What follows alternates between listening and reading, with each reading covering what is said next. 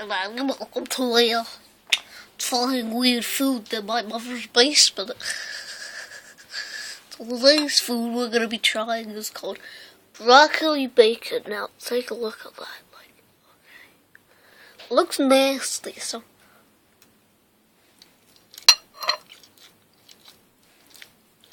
Well...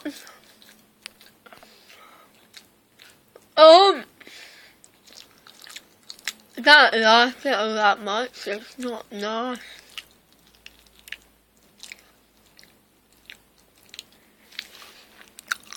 So,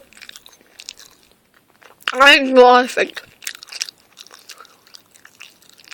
I think that maybe if you put some salt and stuff, it'd be better. But for now, it gets a 5 out